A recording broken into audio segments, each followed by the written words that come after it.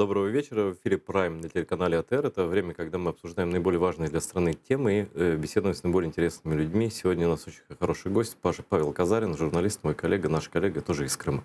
Привет. Привет. Вот. Я так понял, ты был немножко в отпуске. Вот, Да, и целая выпал неделя из ничего не делания, информпространства. да. Прекрасный способ для того, чтобы... Ну, знаешь, с другой стороны говорят, что нельзя отдыхать просто так, можно лишь от того, от чего ты устал. Поэтому главная задача перед любым отпуском — это понять, от чего ты именно Ты устал. понял, что ты устал-то? Ой, наверное,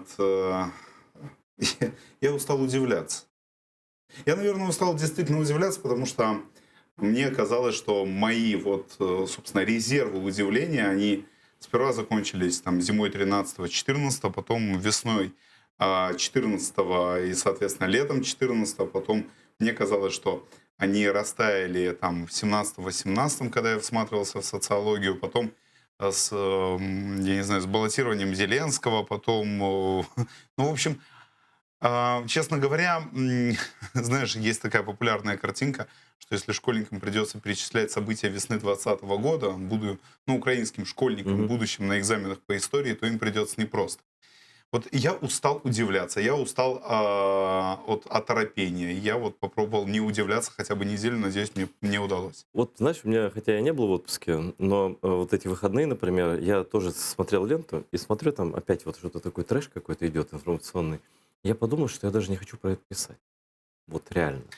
Я тебе больше хочу сказать. У меня есть очень четкое ощущение дежавю. Я не помню, говорил я об этом в этой студии или нет, но ам, год назад, с момента избрания Владимира Зеленского, когда он стал президентом, когда он сформировал свою команду, когда эта команда зашла в чиновничьи кабинеты, после того, как она стала делать первое заявление, давать первое интервью, у меня возникло четкое ощущение дежавю. У меня было ощущение, что мы вновь вернулись в 15-16 год, в тот уровень дискуссии.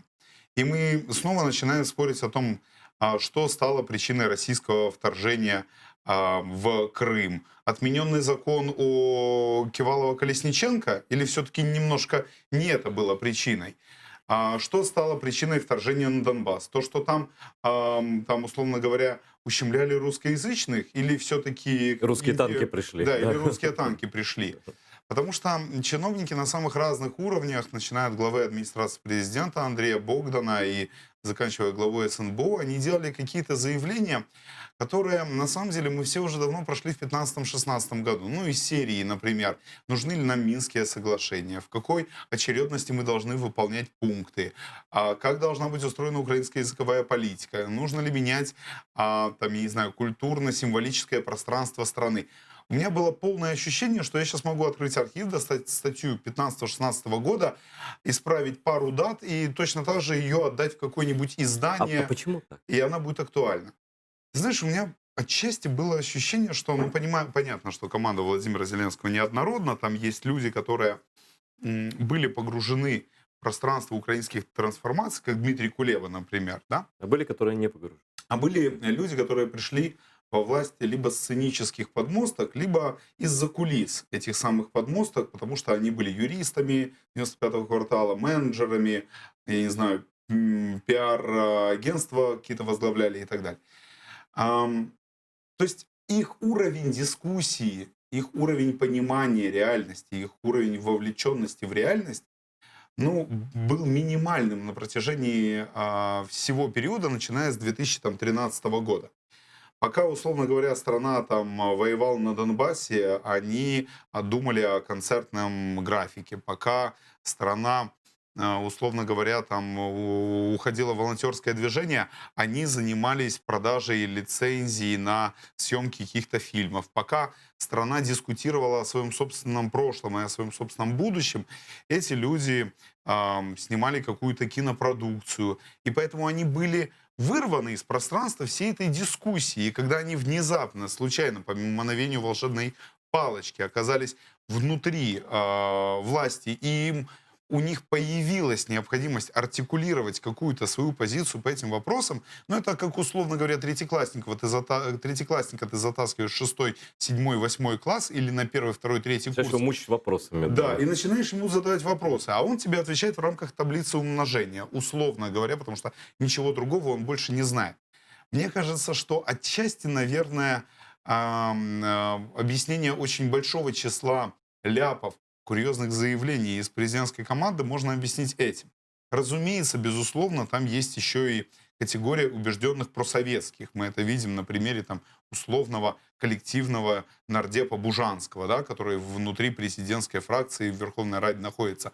Но кроме таких убежденных людей, которые четко знают, что они хотят Советский Союз и четко готовы артикулировать, почему они этого хотят, есть еще большое количество людей абсолютно случайных, которые вчера были парикмахерами, фитнес-тренерами, я не знаю, юристами, там, и экономистами или артистами вторых ролей, которые внезапно оказались не на сценических, а на политических подмостках. Только текст им никто не успел написать. Смотри, ну, не кажется ли тебе, что таким образом, при всем при том, мы узнали свою страну немножко? То есть вот этот политический класс наш, журналистский класс, да, он существовал в своем вот этом мире, о котором ты рассказывал, да? А это пришли люди, реально многие из народа, вот в самом прямом смысле, да? И они на наших глазах открывают для себя этот новый чудесный мир политики, да? Или не чудесный? Я более того скажу. Это не только моя мысль, некоторые мои коллеги тоже об этом писали, и я писал. В Украине всегда украинское общество, ну так, последние, там, условно говоря, лет 27, 28, 29, делилось на три неравные группы. На полюсах были идеологические лагеря, проукраинский, чаще всего он же проевропейский, прозападный, и пророссийский лагерь. Здесь процентов, условно говоря, 15-20. Здесь процентов 15-20. Ну, раньше было больше, пророссийский лагерь последовательно ужимался после аннексии Крыма и оккупации Донбасса, когда часть просоветских граждан Украины оказалась отрезана от украинских электоральных урн, он еще более ужался. Но вот, условно говоря, по состоянию там еще там... То есть два идеологических меньшинства и посередине инертное большинство. Вот оба эти лагеря все время боролись за симпатии этого инертного большинства. То есть, когда инертное большинство было, которое жило повесткой холодильника, повесткой бытового выживания, оно решало, что их светлое будущее, связанное с победой проевропейского лагеря, побеждал условно Ющенко. Когда это инертное большинство решало, что... Ключ от холодильника лежит в другом кармане, да? Да, лежит в другом кармане, побеждал Янукович. То есть, по сути, оно решало, на какую чашу весов положить гирьки электоральные во время президентских выборов. И поэтому у нас всякие президентские выборы превращались в такой себе референдум о будущем, да? Кому гряди, куда идем и так далее, и так далее. Так вот, в 2019 году случилось исключение.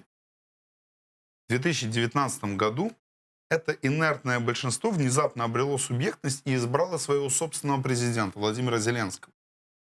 И этим объясняется все. То есть никогда до этого такого не было. Все остальные президенты были из каких-то лагерей, поддержанные вот частью... Мне кажется, что да. То есть Леонид Кучма на первом сроке это президент пророссийских лозунгов. Леонид Кучма на втором сроке в 99-м, когда он побеждал Петра Симоненко, это уже там, условно говоря, на фоне Петра Симоненко он скорее прозападным выглядит, да, там.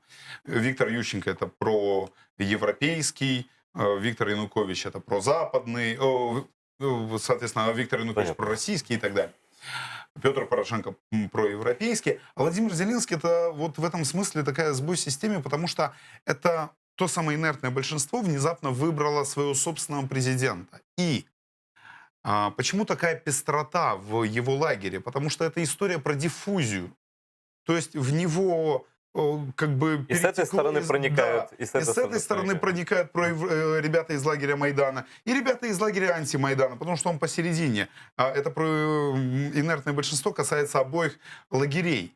И поэтому, условно говоря, если мы, когда там Виктор Янукович был в президентском кресле, то его поражение рассматривалось только исключительно, ну, подразумевало обязательную победу проевропейского лагеря. А поражение Зеленского может наследоваться кем угодно.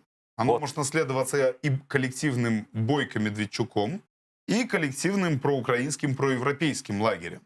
В этом смысле Зеленский действительно стал самым народным президентом в истории страны, но я глубоко не убежден, что это положительная характеристика. Ну вот смотри, Паш, впервые вышла социология. Конечно, мы все аккуратно к ней относимся, это опрос КМИС, но все-таки социология в Украине более или менее. Ну, по крайней мере, Конечно. есть два-три института, которые дают близкие к выборам цифры, да, уже проверено. И вот пишут, что недовольных Зеленским впервые стало больше, чем довольных. И на сегодняшний опрос. Мгм. Значит, было вот на октябрь прошлого года одобряют и вместе с теми, кто полностью или скорее одобряют, 64%, да, теперь 38%. А не одобряют тоже в сумме, в разной степени не одобряют, было 22 в октябре, и сейчас это 45. То есть, не сказать, что это зеркало, но понятно, что куда все идет, да? Ну, Да. 7% на 7% неодобряющих больше, И чем это еще год не одобряющих. прошел с момента, когда был пик фактически, да, ну не пик, выборы, наверное, и пик, но выборы это такое, да, когда люди голосуют, там два варианта и так далее. С чем связан этот процесс и что будет дальше? Ну, с одной стороны, он закономерный, потому что все президенты, ну, условно говоря, когда ты кандидат в президенты, у тебя медовый месяц ожиданий, избирательских ожиданий, и это, условно говоря, как Ну, правда, юноша. как на брак похоже, Ну правда, да, да? когда юноша ведет там Романтизирует там, девушку, да. там вторую Мгм. половинку под венец, он вряд ли думает о пространстве бытовых неурядиц. Он думает о том, насколько им теперь будет все замечательно у них. То есть, с одной стороны, это как бы естественная история про охлаждение, но с другой есть другая важная цифра. Вот тот опрос, который ты вспоминал, это история одобряю, не одобряю действия. А есть еще второй опрос. Это буду ли голосовать в первом туре. Мгм. И вот месяц назад или полтора выходила социология, а за кого бы вы проголосовали в первом туре, если бы выборы состоялись в ближайшее воскресенье. И вот тогда, по состоянию, условно говоря, месяц назад, Зеленский, за него в первом туре готовы были проголосовать 42%.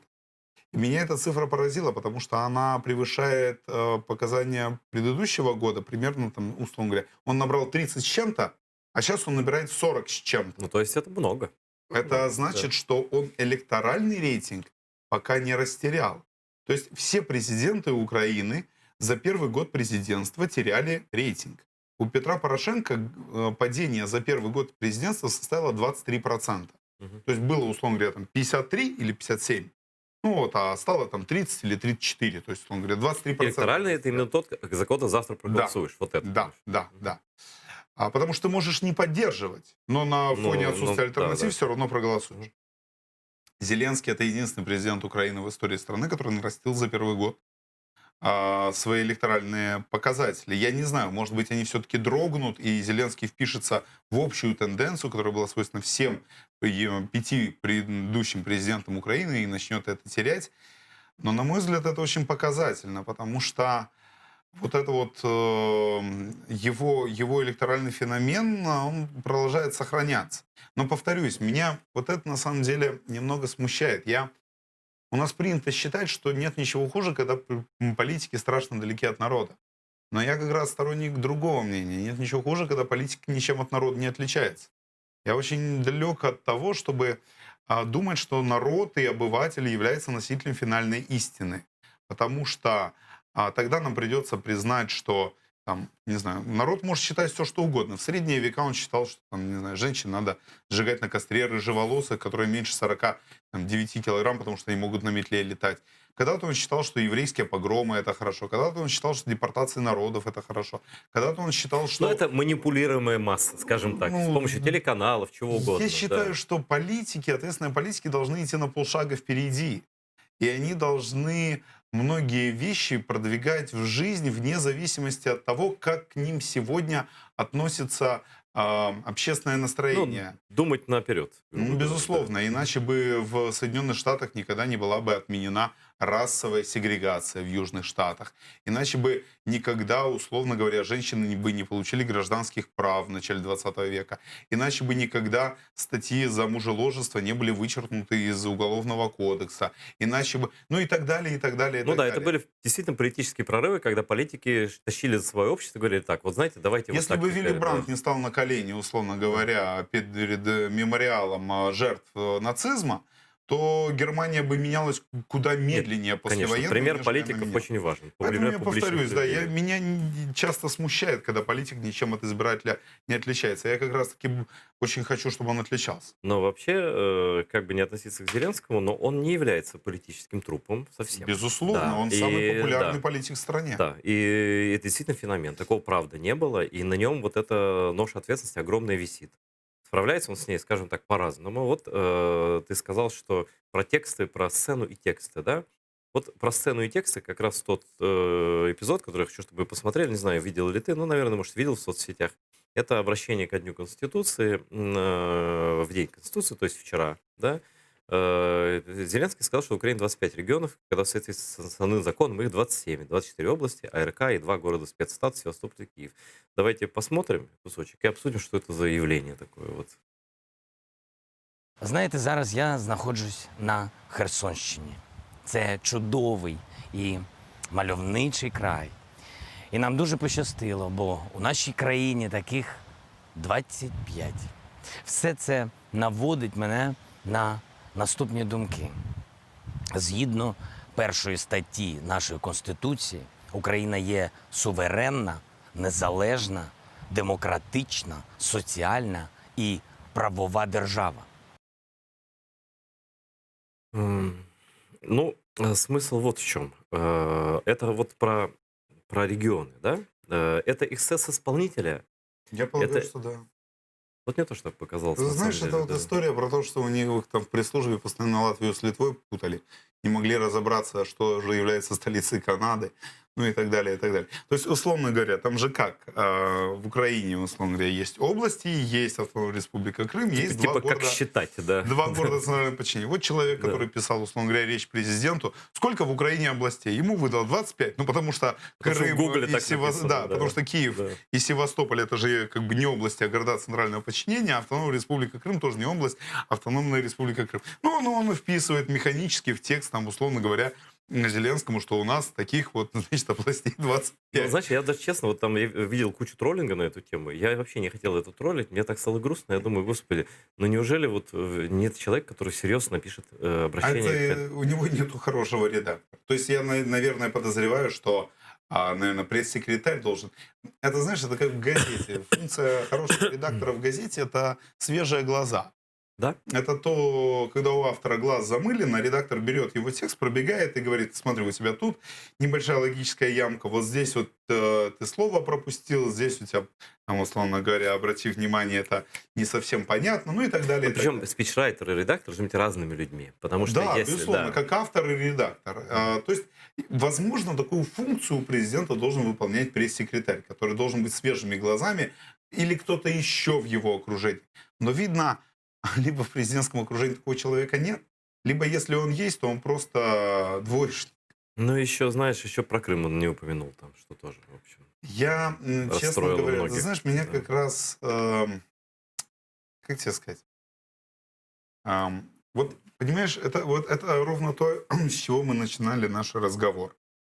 А президент Зеленский и его окружение, те люди, которые вот выходцы из квартала, которые сегодня, я не знаю, возглавляют СБУ и так далее, это люди, которые последние 5 лет занимались, ну, чем угодно.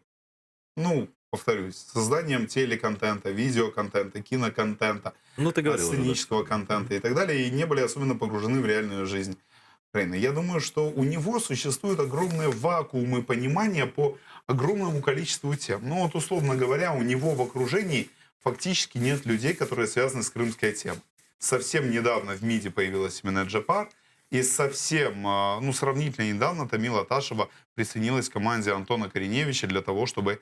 Но в президентской вертикали она единственный человек, крымская татарка, например. Да. Ну, А так, именно Джапар, соответственно, в МИДе.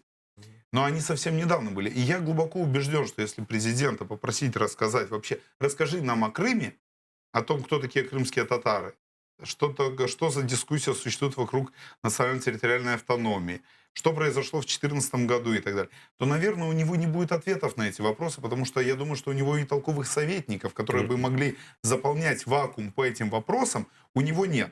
Ну, точно так же, как я, наверное, не являюсь специалистом, например, по Закарпатью. Если меня попросят описать там проблемы Береговского района, я не буду брать грех на душу, потому Ну да. что для этого нужно найти эксперта. Но если ты президент, то у тебя и должны быть эксперты вокруг тебя, Но которые ты и не должны просто... президент, да. Да, которые должны напоминать. Поэтому я могу себе позволить не говорить о Закарпатье, а президент не может себе позволить не говорить ни о Закарпатье, ни о Крыме. Но если он берется об этом говорить, то его уровень рассуждений должен быть хоть чуть, ну, чуть более экспертным, нежели у У таксиста. меня тут, знаешь, бывают в гостях разные люди, в том числе и слуги народа, и, знаешь, очень много здравых людей. Вот реально.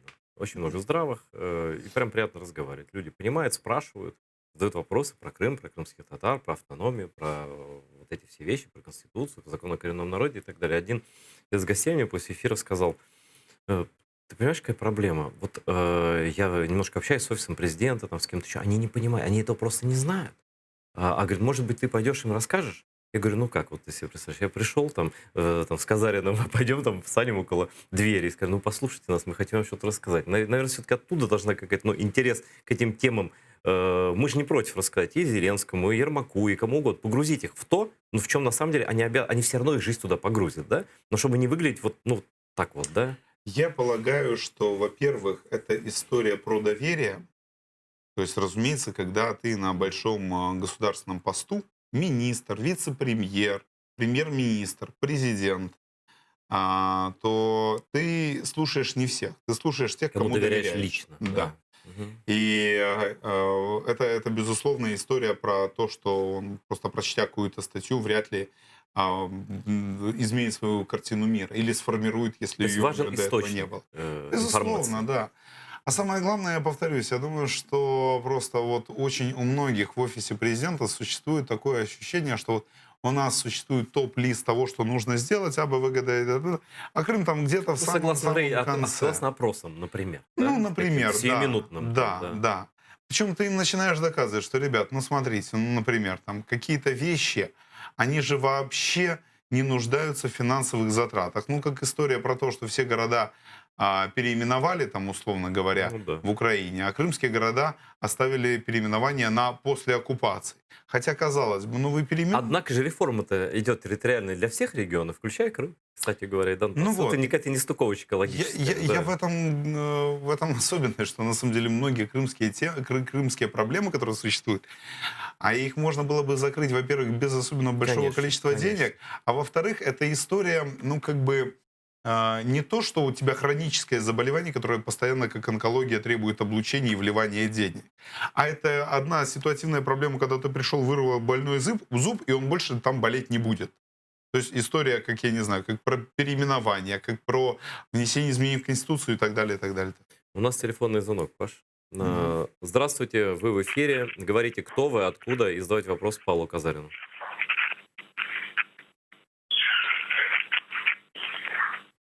Вы в эфире, говорите, пожалуйста. Алло, добрий вечір. Добре. У мене запитання таке до Павла Казаріна. От в нас останнім часом є питання таке, що може якісь референдуми треба проводити, щоб народ управляв країною. Що на вашу думку краще, щоб народ безпосередньо через референдуми управляв країною? Чи має все ж таки бути якась правляча, ну не то, що еліта з однієї сторони, якась провідна каста, яка має цим всім керувати. Тому що, наприклад, знаєте, люди це є багато що в історії важить. Наприклад, в Німеччині був Бісмарк, в Польщі був Пілсудський, були Черчилль, інші люди, які робили фактично країну з нічого. А в нас за 30 років, якісь навіть не люди, а якесь сміття остатнє нами керує. Ну, останній приклад це вже взагалі паяц дешевий керує країною. Весь світ сміється з нас. Ну, що треба нашій країні, щоб чи знайдеться якийсь наш провідник, чи люди самі його Знаю, знайдуть? я зрозумів. Ну, я так розумію, що зараз йдеться про законопроект щодо загальнонаціонального референдуму, естественно, який да. внесений у Верховну Раду, але ж треба розуміти, що його, ну, що він буде стосуватися, якщо навіть він буде прийнятий, не усіх можливих сфер. Ну, тобто, не можна проводити референдуми щодо, наприклад, бюджетних або податкових речей.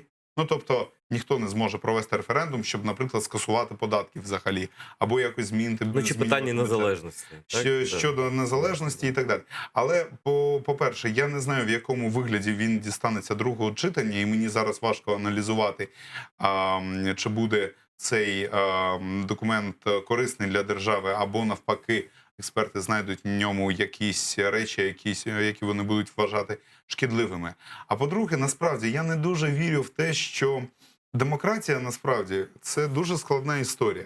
І вона багато, ну так би мовити, многоступенчата. Тобто я не дуже вірю в те, що охлократія, то коли народ безпосередньо там керує усіма процесами в державі, що це буде набагато кращим, аніж традиційні там інституціональні форми представницької демократії. Я розумію, що зараз у суспільстві у багатьох є такий запит на, так би мовити, рубильник щастя, який одноразово повернеш, і все, після цього твоє життя перетвориться на краще, Україна перетвориться на, умовно кажучи, Німеччину. Але ж такого не буде. Уся історія еволюції країн – це історія про кров, піт, сльози і про наполегливу працю. Знаешь, у тебя хороший был образ один, как-то давно уже заметки, про эскалатор, который все запомнили, и мне он тоже понравился. Это, на самом деле, образ, который нагло свистнул у Виталия Портникова. Это его идея была, Да? которая то ли в разговоре промелькнула. Ну, расскажи, как это звучит в оригинале. Идея была в том, что некоторые страны, они стоят на эскалаторах. То есть, и этот эскалатор, он определяет вектор твоего движения. То есть, например, если эскалатор твоей страны ведет вниз, то ты можешь как бы пытаться идти вверх, но это не значит, что ты не будешь идти вверх, ты как минимум не будешь сползать вниз сам лично. И точно так же и наоборот. Если эскалатор твоей страны тащит тебя по эволюционной лестнице наверх, то ты лично, конечно, можешь тормозить и пытаться сбежать от этой эволюции, но рано или поздно ты выдохнешься, и эскалатор тебя все равно приведет к заданной точке. После 2014 года было полное ощущение, что Россия стоит на эскалаторе, который ведет вниз, а Украина стоит на эскалаторе, который ведет ее вверх. И про ту, и про другую ситуацию. И про Ну, Россию. про Россию, судя по тому, что происходит, там как бы вектор определенный еще задолго до, он никуда не девается. Мы слышим заявления российского руководства о том, что там, значит, страны в 91 году союзные республики ушли с российскими подарками, очередные там волны такого словесного ревизионизма, Ну, это угроза вообще. угрозы говоря, и так далее, и так далее. А Украина, ты знаешь, я все равно считаю, что эскалатор тащит наверх. Посмотри, как изменилось пространство общественной нормы. Вот я из чего исхожу. Зеленский, он очень деидеологизированный человек. Ну, то есть у него, судя по всему, нету каких-то устойчивых... Вот у какого-нибудь депутата Бужанского есть устойчивые нарративы, да? Советский Союз оболган, мы его должны, соответственно, отмыть от набросанной грязи. Там было много хорошего, товарищ Пломбир Сталин за 20 копеек. там не так уж во всем и виноват и так далее. А у Зеленского такого нарратива нет. Он человек, который хорошо чувствует общество, как артист, да, он чувствует настроение зала. И в этом смысле он как чистый лист. Он напишет на себе все, что угодно, что с его точки зрения будет восприниматься как правильное и подходящее и адекватное времени и ситуации. Так вот, если посмотреть на его риторику, то, как он говорит, на встрече с Анджей Дудой, когда говорит, что две сверхдержавы, Германия и Советский Союз, виновны в развязывании Второй мировой войны. Когда он выходит, условно говоря, говорит про, там, я не знаю, там, про украинский язык, говорит на украинском языке, там, делает отсылки к каким-то украинским нарративам, это значит, что в сознании Зеленского украинская этика, сформированная за последние 5 лет, это способ выступать от лица нации. Если бы он считал, что инструментом, что именно эта риторика дает ему право выступать от лица нации. Если бы он жил в Беларуси, например, или если бы Украина была Беларусью, наверное, он бы использовал другую риторику, которая бы в его глазах давала бы ему право выступать от лица нации. И говорил бы не Вторая мировая, а Великая Отечественная. Мгм, мгм. Говорил бы не про 1 сентября 39, а про 22 июня 41 и так далее, и так далее, и так далее. Он просто как деполитизированный человек, который вбегает в комнату и прислушивается к разговору. О чем тут говорят? Ну вот на каком языке говорят, какие Ну, шутки нет, то, являются что ты сказал, нормативными. это же правильные все утверждения, за которые, кстати, Россия так они изгаляли в своих ток-шоу, вот про, ну, про войну, про все это, да. Там Зеленский, там второй Бандера уже, это он просто не знает об этом, и тут никто не знает. А там он уже Бандера. Вот. Так вот эта история про то, что, на мой взгляд, это очень важно, потому что 6 лет политика национальной памяти в Украине, она жила на государственных костылях, да? То есть государство о ней заботилось, оно ей помогало, оно держало ее на подпорках, приподнимало, проводило при помощи нужных законопроектов в нужное решение. Потом победил Зеленский, и всю государственную поддержку у политики национальной Мгм. памяти сдуло ветром. Все. Нету там, условно говоря, большинства в Верховной Раде, которая готова взять и принять закон про язык. И внезапно, вот это как история, знаешь, про классический боевик. Там, условно говоря, самурай тренирует крестьян в какой-то деревне давать отпор бандитам. А потом самурай куда-то исчезает, и вот крестьяне сами дают отпор бандитам. Если он их хорошо вымуштровал, то они дадут отпор бандитам. Вот сейчас как бы вся политика национальной памяти, которая выстраивалась в стране последние 6 лет, включая символику, эстетику, цвет беретов, представление о нормативном, как мы называем, исторические даты и так далее, и так далее. Оно проходит испытание Зеленским. Мгм. Во-первых, сможет ли, условно говоря, ватный волк сдуть этот домик Нафнафа? А во-вторых, на каком языке будет говорить сам деидеологизированный Зеленский, выступая от лица нации? Он будет говорить языком Майдана или языком А антимайдана? когда произойдет вот тот момент, когда тебе лично станет это понятно? Когда его каденция закончится. И тогда, оглядываясь на нее, я смотрю, не обрушил государство, не отменил закон о языке, не вернул советские паттерны. А так, извините, пока его каденция не закончена, он может в любой момент это сделать. Слушай, ну там в Верховной Раде даже большинства не было за правительство. Ты говоришь, как они будут, например, отменять закон о языке или изменять его? Это сложный вопрос очень. Да, я думаю, ну, я надеюсь, что никак. Я тоже думаю, что никак. Но просто мы же видим, что, условно говоря, те люди, которые чувствуют себя проигравшими по итогу 2014 года, лагерь коллективного антимайдана, он воспринял победу Зеленского в том числе как возможность взять реванш. И поэтому так ожесточились всякие Портновы, Ну, Бужанские, понятно, да. Дубинские, Шарии Но у и них так далее. получается, скажи мне, у них получается? Ну, у них существует в стране уровень поддержки суммарный пророссийского электората, наверное, где-то 20%. Мгм. Это избиратель ОПЗЖ, это избиратель АПО-блока, там 3%, да, было Ну, не, ну, понятно, да. АПО-блок, ОПЗЖ, Шарий, кто там еще там? Ну, все вроде, коммунисты там не баллотировались. Ну, то есть вот если... еще часть избирателей самого Зеленского, безусловно, была пророссийски настроена и голосовала за него в надежде, что он станет тем локомотивом, который вернет Украину обратно в имперское депо. И сегодня они, разочаровавшись от него, откалываются и уходят Так в вот, ОПЗЖ. смотри, вот есть такая угроза, да, вот все нынешние правители плохие, да, и Зеленский плохой, и Порошенко плохой, и все они не так что-то делают. Но давай посмотрим в будущее. А вот дальше продолжается этот процесс там, падения рейтинга, еще чего-то, да. И кто подхватит это все? Может быть, следующая Верховная Рада вообще будет наполовину состоять из условной ОПЗЖ? Ну, теоретически это будет зависеть от очень большого числа факторов. Я в 2018 году полагал, что главная угроза и главное испытание на выборах 2019 года будет выборами, что выбор будет стоять между Порошенко и Тимошенко во втором туре. Все так думали. Да, хочешь рассмешить украинского бога, расскажи ему о своих планах. Так я к тому, что, во-первых, нам очень сложно заглянуть в повестку 2024-го, 2025-го, да, 6 лет, 5 лет президентской каденции, 2024. Очень сложно заглянуть, это раз. А во-вторых, я все-таки напомню, что повестка пророссийская, она была все-таки в меньшинстве, то есть это порядка 20%. То есть вот когда у избирателя Зеленского Центр Разумкова спрашивал, какой внешнеполитический курс вы хотите, то 55 было процентов за Европу, 35 за Россию. Ну, все-таки большинство за Европу. Большинство за Европу его избирателей бы хотело. Поэтому я повторюсь, мне кажется, что суммарное, как бы пророссийское число это где-то 20, ну, То есть наверное, оно конечно. 22. То есть вот Оно вот эти конечно, если пугаться не стоит. этого. если не пустить к избирательным урнам людей из оккупированного Донецка и Луганска, которым Россия последние 6 лет яростно промывает голову. Но есть еще один вариант. Сейчас хотел забыть что-то спросить. Да, вот голосование. Просто потерял мысль сейчас, извини. Мы Значит, как раз говорили вот о том, что Зеленский неоднороден, неоднозначен, ну, честно говоря.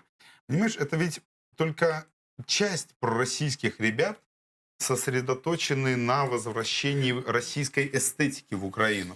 я про медиа хотел спросить. Да, а многие же пророссийские ребята, они заточены под решение совершенно других задач. Ну, то есть, условно говоря, в чем разница между проевропейским лагерем и пророссийским? Проевропейскому надо строить, пророссийскому надо разрушать. Ну, это проще всегда. Да, ослаблять значительно проще, чем И вот усиливать. ты журналист, ты знаешь прекрасно наш медиарынок, даже больше, чем я, намного, потому что ты жил вообще все время в Украине, и ты на телевидении работаешь давно уже, там смотришь за ними, за всеми. Вот это очень неравные условия, на мой взгляд, медийные, в которых мы сейчас существуем. На этом вопросе я подвис, потому что я забыл, как это называется медиа-война. Мгм. И в этой медиа-войне, на мой взгляд, мы несем тяжелые потери в живой силе и технике, в мозгах избирателей. Потому что при Порошенко были каналы эти, все говорили, помнишь, что надо закрывать, и какие-то мы проводили проверки, надо дать должность, что-то там им по рукам били, что-то запрещали им там и так далее. Вот проходит год, больше уже года Владимира Зеленского, и хуже им не стало. И, на мой взгляд, они бьют по Зеленскому уже точно так же, как и по всей Украине. Но я не вижу никаких поползновений действий в пользу того, чтобы вот эту страшно перекошенную медийную картину привести хоть в какое-то чувство. Потому что у нас, ну ты знаешь, какие у нас новостные каналы. Есть, безусловно, холдинг Виктора Медведчука, который состоит как минимум из 3 каналов. Это ZIK-112 News One, которые отрабатывают, скажем так, пророссийскую повестку. Четко, организованно, Да, просто да. простые месседжи. Да, есть там точно так же ребята, которые в соцсетях отрабатывают пророссийские месседжи. И почему с ними, там, условно говоря, власть не предпринимает никаких активных действий? Это хороший вопрос. Этот же вопрос, кстати, у меня был и к Петру Порошенко, несмотря на то, что он многое сделал, он точно даже Но многое вот тут не сделал. вот именно та область, где не сделано было практически ничего Да. реального. Это очень интересный феномен. И сейчас такая же история. Мне кажется, что Владимиру Зеленскому вообще предстоит пройти очень долгую и сложную эволюцию в своем представлении о том, что такое Российская Федерация. Он должен пройти, условно говоря, путь от убежденности, что для того, чтобы прекратить войну, нужно просто прекратить стрелять, до понимания того, что этой войне не 6 лет, а что этой войне, там, 400. условно говоря, там, 400. там, да, смотря от какой точки Да. брать, но, условно говоря, там, это противостояние цивилизационное, и оно, как у большинства империй и их колоний, оно обречено продолжаться до тех пор, пока империя не откажется от своих претензий на колонию. Поэтому я думаю, что Владимиру Зеленскому предстоит еще очень долгий процесс эволюции внутренней.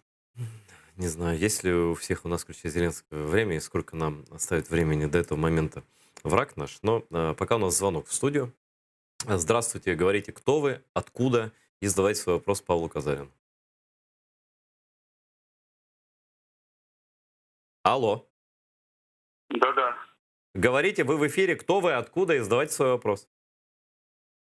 Я Константин, я сам с Горловки, и на данный момент проживаю в Днепропетровске. Вот только что был вопрос, он сказал, человек, который послушал вас в студии, что не давать вопрос тем, которые на оккупированной территории, то бишь это есть Луганская, Донецкая область, они же не люди. Вот мне хотелось интересно, Спасибо. почему они не имеют права...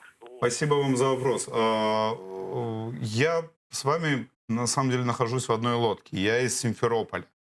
Я тоже из оккупированной территории, как вы выехали из Горловки в Днепр, так я выехал из Симферополя в Киев. И я, безусловно, понимаю, что мой родной Крым — это был такой заповедник просоветских настроений. Не обязательно, кстати, пророссийских, потому что настоящей России крымчане до 2014 года не знали. Но на советское время пришлось такой золотой век существования Крыма. Он был там на исключительном положении, более привилегированном даже, чем Краснодарский край. Поэтому ностальгия по Советскому Союзу в Крыму всегда была. И я помню, что Крым всегда преимущественно голосовал за просоветские и пророссийские партии, даже до момента аннексии. И я понимаю, что примерно такая же ностальгия по прошлому. Вот я разговаривал со своим коллегой Денисом Казанским, журналистом из Донецка. Он точно так же говорил, что вот золотой век существования Донбасса, он пришелся на советские годы, и многие люди в 91 году, они прониклись очень большой ностальгией по советскому времени и точно так же голосовали за те политические силы, которые были готовы пообещать им возвращение этого советского благоденствия. Так вот, это вот стартовые условия, которые у нас были по состоянию на 2014 год. Если вы добавите сюда по плюс 6 лет, как минимум, российской интенсивной пропаганды на оккупированных территориях, и все последние 6 лет им рассказывают о том, насколько ужасен Запад, насколько ужасна Европа, насколько ужасна Западная Украина, и что только Россия может на самом деле спасти эту бедную, несчастную, заблудшую страну. И если вы одномоментно всех людей внезапно эти территории завтра возвращаются под украинские флаги, то я прекрасно понимаю, что люди, живущие на оккупированных территориях, в основной своей массе будут поддерживать пророссийские и просоветские партии. Безусловно, они являются гражданами Украины с таким же набором прав, как и люди, живущие на неоккупированных территориях. Но в тот момент Айдер задавал мне конкретный вопрос. Сколько, на мой взгляд, сегодня граждан Украины готовы проголосовать за пророссийские, просоветские партии? Я говорил 20-22%. Если не учитывать людей, которые живут на оккупированных территориях. Я полагаю, что, к сожалению, люди, которые живут на оккупированных территориях, в основной своей массе, возможно, в силу инерции будут голосовать за пророссийские партии. И тогда этот показатель с 20 до 22% может вырасти, еще на какое-то количество процентных пунктов. Я надеюсь, я вам смог объяснить. Ну, мы вообще-то говорим о нереальных совершенно обстоятельствах, потому что никто возвращать ни Крым, ни Донбасс Украине не собирается. Поэтому это все разговоры, люди вынужденные переселенцы, они будут тут голосовать, но те, кто там, они никак не будут. Это же ясно и понятно. То есть это вообще спор, он такой гипотетический. Конечно, Паша не имел в виду абсолютно, что там какие-то не такие. Просто это социологическая история. Очень простая, да, она обусловлена, например, вот я хочу к Крыму перейти, да, очень простой, например, вещь. Вот Паша сказал, что они Советский Союз как золотой век воспринимали, да, Крым, курорты, курортники со всей страны. А тут перестройка, экономически стало плохо. Тут еще татары эти страшные поехали, да, эти на пустырях что-то строят, страшно, они нас всех перережут. Пропаганда вот это начала, да. Ты же в это время был в Крыму тоже сам. Ты же все это прошел. И ты этнический русский, я правильно могу сказать это? Процентов, наверное, на 60.